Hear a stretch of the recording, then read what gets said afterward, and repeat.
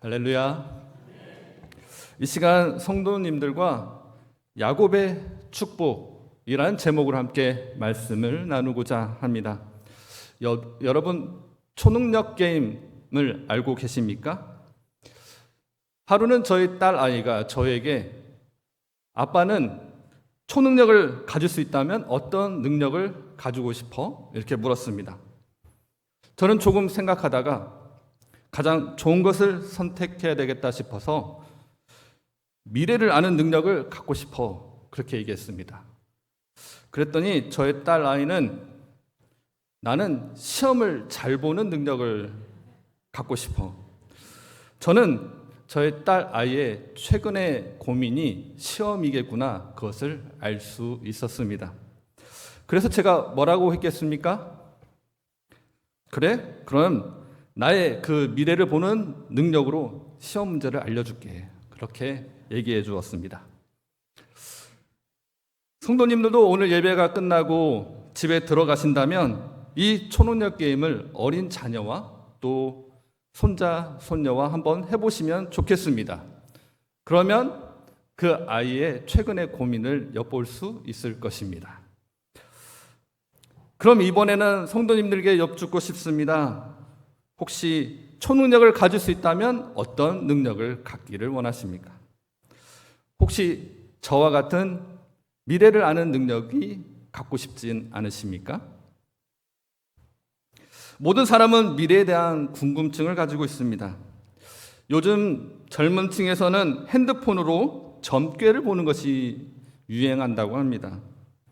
핸드폰에 앱이 있어서 그것으로 자신의 매일의 점괘를 보는 것이죠.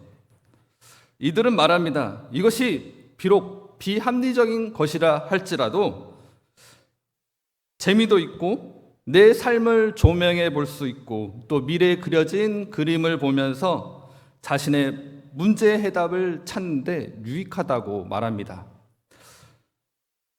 미지의 미래를 점괘로 가늠하는 것은 어제 오늘의 일은 아닙니다. 인류 역사가 시작된 이래 점괘를 보는 것은 지속되었습니다. 예전에는 무당이 이 일을 했었죠. 그러나 요즘에는 이 일을 핸드폰의 AI라든지 타로를 전공한 전문 상담가들이 이것을 대신하고 있을 뿐입니다. 최첨단의 문명 속에서 살아가는 사람들이 왜 아직도 미신과 같은 이런 점괘에 의지하고 있는 것일까요? 그것은 인간은 미래를 알지 못해 불안해하는 약점을 갖고 있기 때문입니다. 그래서 그것이 비록 비합리적인 것이라 할지라도 미래의 희망을 찾아 마음의 위안을 얻으려 하기 때문입니다. 그러면 미래에 대해 궁금해하고 불안해하는 사람들에게 성경은 무엇이라 말하고 있습니까? 오늘 성경 본문에서 읽은 야곱의 축복에서 그 지혜를 얻고자 합니다. 야곱의 축복은 조금 특별합니다. 사랑하는 자녀이기 때문에 너희들이 잘 되기를 바란다. 이렇게 막연하게나마 복을 기원하기만 하면 될 터인데 야곱의 축복은 이상하게도 매우 애연적입니다. 창세기 49장 1절 말씀 함께 읽겠습니다. 시작. 야곱이 그 아들들을 불러 이르되 너희는 모이라. 너희가 후일에 당할 일을 내가 너희에게 이르리라. 야곱은 임종 전에 12아들을 불러 모았습니다. 그런데 야곱은 이들에게 너희에게 축복하겠다가 아니라 후일에 당할 일을 말해주겠다라고 말합니다. 후일에 당할 일이라는 것은 야곱의 축복이 매우 애연적인 것임을 알 수 있습니다. 당한다는 의미에서 알 수 있듯이 이것은 미래에 좋은 일도 어쩌면 나쁜 일도 있을 수 있음을 암시하고 있습니다. 우리는 축복이라고 하면은 미래에 어떤 상황이 오든지 간에 좋은 복이 임해야 된다고 생각하죠. 그리고 우리는 야곱이 그들의 아버지니까 사랑하는 아들에게 무조건적으로 좋은 축복을 해줘야 한다고 생각합니다. 그런데 야곱의 축복은 그렇게 무조건적이지 않습니다. 왜냐하면 야곱의 축복은 한 개인의 문제가 아니라 단순히 한 가족의 문제가 아니기 때문입니다. 이것은 한 신앙 공동체의 일이며 더 나아가 미래에 세워질 하나님의 나라, 이스라엘을 세우는 문제이기 때문입니다. 창세기 49장 2절 말씀 같이 읽습니다. 시작. 너희는 모여들으라 야곱의 아들들아 너희 아버지 이스라엘에게 들을지어다. 야곱은 아들들을 불러 모을 때는 야곱의 이름을 사용합니다. 그렇지만 축복할 때는 이스라엘이라는 이름을 사용했습니다. 이는 개인의 축복, 자신의 축복이 개인적 기복에 대한 문제가 아니라 이스라엘 민족, 하나님의 백성에 대한 축복임을 말하고 있는 것입니다. 개인의 축복과 하나님의 백성으로서의 축복의 차이는 무엇일까요? 가장 큰 차이는 듣는 사람의 태도일 것입니다. 개인적 축복이라고 한다면 그저 잘 되기는 바라는 마음으로 축복하고 또 축복을 받을 것입니다. 그러나 하나님의 백성으로서의 축복은 그 무게감이 다릅니다. 하나님의 백성으로서의 축복은 하나님의 나라를 세우는 것이어야 하기 때문입니다. 그렇기 때문에 혹 자신을 향한 그 축복의 내용이 좋지 않더라도 기분 상하지 말아야 합니다. 신앙 공동체를 위해서 또 하나님의 나라 건국을 위해서 말입니다. 실제로 첫째 아들 루벤을 축복할 때 그 축복의 내용이 별로 좋지 않습니다. 아니, 거의 저주에 가깝습니다. 그는 장자이기 때문에 더 많은 축복을 기대했을 것입니다. 그러나 그 축복의 내용은 매우 실망스럽습니다. 창세기 49장 3절에서 4절 말씀 함께 읽습니다. 시작. 루벤아 너는 내 장자요 내 능력이요 내 기력의 시작이라. 위풍이 월등하고 권능이 탁월하다마는 물의 끓음 같았은즉 너는 탁월하지 못하리니 내가 아버지의 침상에 올라 더럽혔음이로다. 그가 내 침상에 올랐었도다. 지금도 그렇지만 그 옛날 야곱의 시대에는 장자에게 내리는 유산은 매우 컸습니다. 장자를 위한 유산이 컸던 만큼 그 아들에 대한 기대도 컸을 것입니다. 야곱 본인도 그 땅의 풍습대로 장자에게는 아들 2명분의 분깃과 장자의 축복을 해주고 싶었을 것입니다.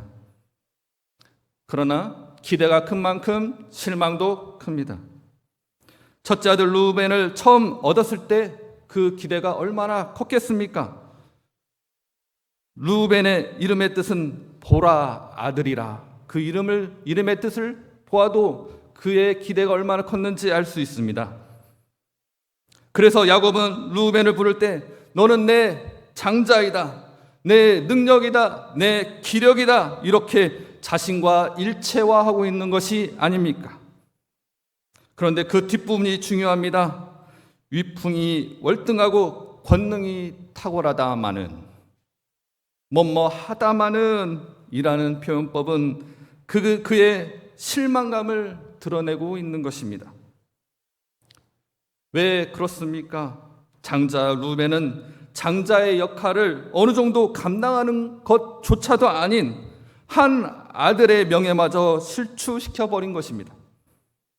그 사건은 오래전 그가 젊었을 때 아버지의 침상을 더럽힌 것입니다.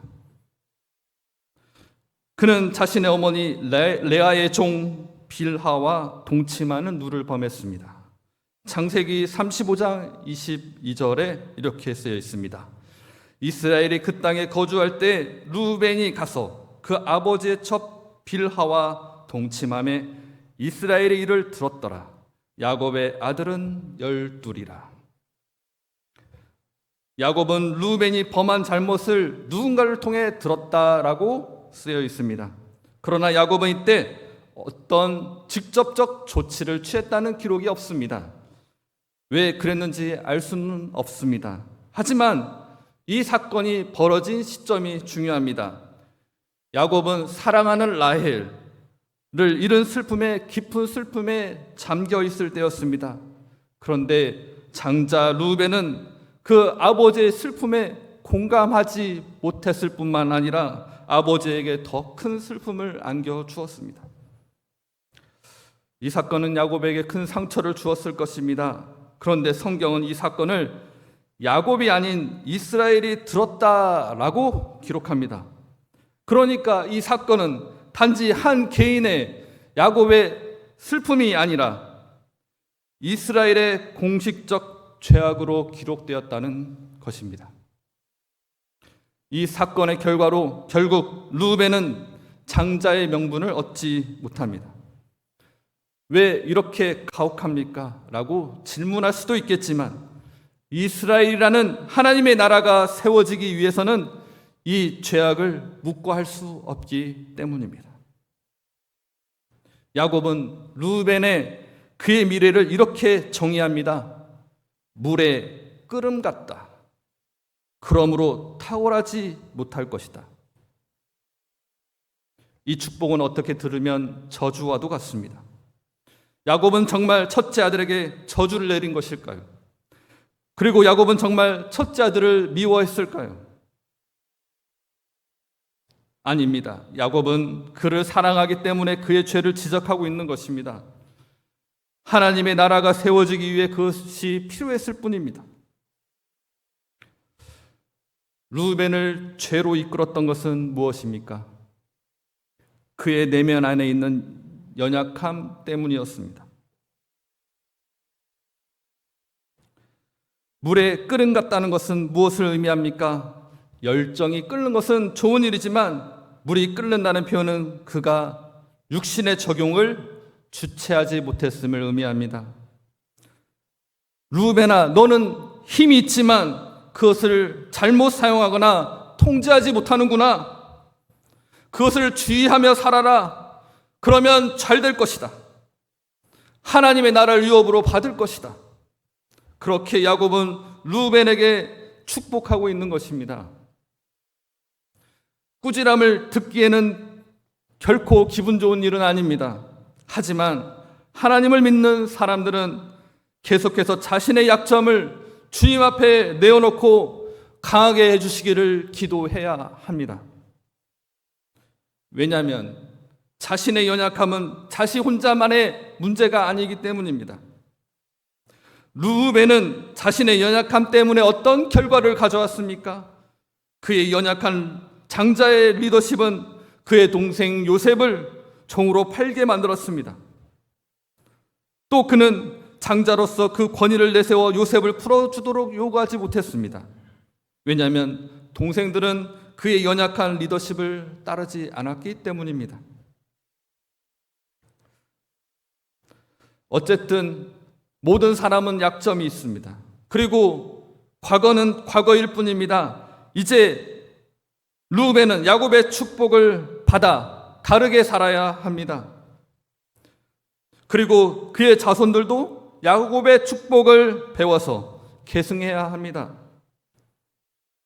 자신들의 연약함을 인정하고 그것을 이길 수 있도록 하나님께 기도로 나아가야 합니다. 그러나 안타깝게도 그들은 그렇게 하지 못했습니다. 이것은 후에 이스라엘 역사가 그것을 보여주고 있습니다.